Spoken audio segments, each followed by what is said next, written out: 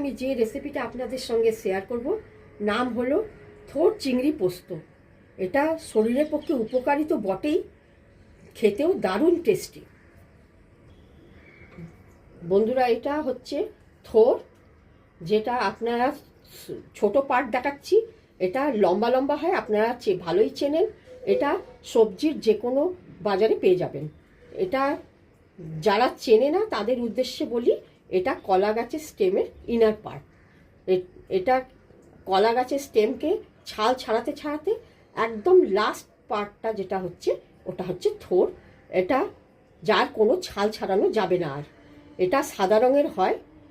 এইটাকে আমি ভালো করে ধুয়ে ঝিরিঝিরি করে টুকরো করে কেটে অল্প নুন অল্প জল দিয়ে আমি 2টো সিটি বাজিয়ে নিয়েছি। এখানে নিয়েছি চিংড়ি মাছ, যেটাকে আমি ভালো করে বেছে ধুয়ে নুন হলুদ মাখিয়ে আমি হালকা ভেজে রেখেছি। এখানে মিডিয়াম সাইজের একটা পেঁয়াজ আমি কুটে রেখেছি, 2টো চেরা কাঁচা লঙ্কা নিয়েছি, 25 গ্রাম পোস্তকে আমি বেটে নিয়েছি, এলাচ গুঁড়ো আর দালচিনিকে গুঁড়ো করে নিয়েছি, এখানে লাল লঙ্কার গুঁড়ো, আর নিয়েছি সর্ষের তেল, কালো জিরে, একটা শুকনো লঙ্কা, তেজপাতা, নুন, হলুদ, নুন, চিনি। গ্যাস অন করে আমি কড়া বসিয়ে দিয়েছি। তার মধ্যে সর্ষের তেল আমি বড় চামচে 2 চামচ নিয়ে নেব। দেব শুকনো লঙ্কা, তেজপাতা আর অল্প কালো জিরে। একটু নাড়াচাড়া করব। এবার আমি এর মধ্যে পেঁয়াজ দিয়ে দেবো কুচি আর চেরা কাঁচা লঙ্কা। একটু নাড়াচাড়া করে একটু হতে দেবো যাতে কাঁচা গন্ধটা চলে যায় পেঁয়াজ। দেখুন হালকা ভাজা ভাজা হয়ে গেছে। এবার এমনি সিদ্ধ করা থোড়টা দিয়ে দেবো এর মধ্যে। একটু নেড়ে নিয়ে এর মধ্যে দেবো আমি একটু ছোট চামচের 1/4 হলুদ গুঁড়ো, 1/4 লঙ্কা গুঁড়ো। যেহেতু আমি কাঁচা লঙ্কা দিয়েছি আর শুকনো লঙ্কা দিয়েছি, লঙ্কাটা বন্ধুরা বুঝে দেবেন। একটু নাড়াচাড়া করে নেবো এটাকে। থোড় অনেকেই অনেক রকম করে খায়।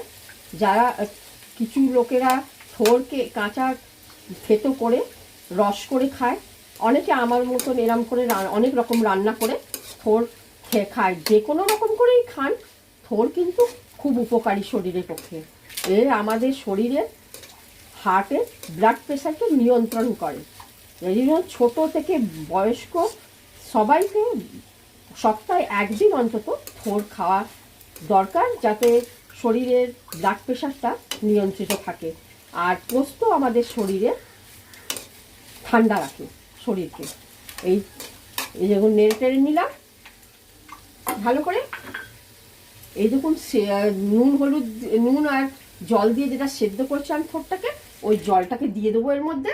আর কিছুক্ষণের জন্য আমি এটাকে ঢাকা দিয়ে হতে দেবো।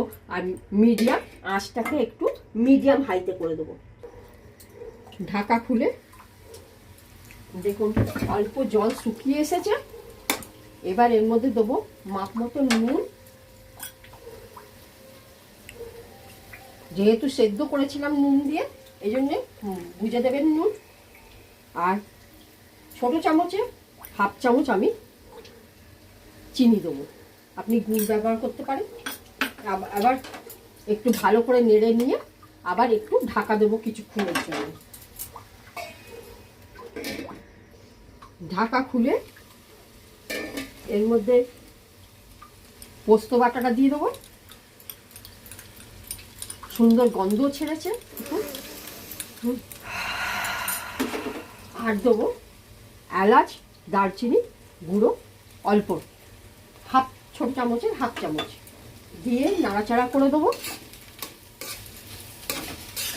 আবার ঢাকা দিয়ে কিছুক্ষণ হতে দেবো। ঢাকা খুলে দেখুন হয়েই এসছে, শুকনো শুকনো হয়ে আসছে।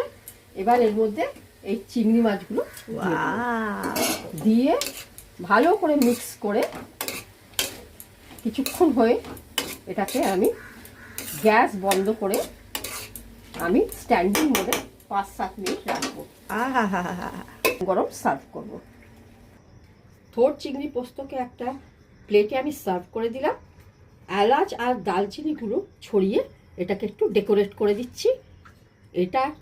এই রেসিপিটা আপনার গরম ভাতের সঙ্গে দারুণ জমে যাবে। এটাকে আপনারা বাড়িতে বানান। ভালো লাগলে লাইক, শেয়ার, সাবস্ক্রাইব অবশ্যই করবেন। নমস্কার।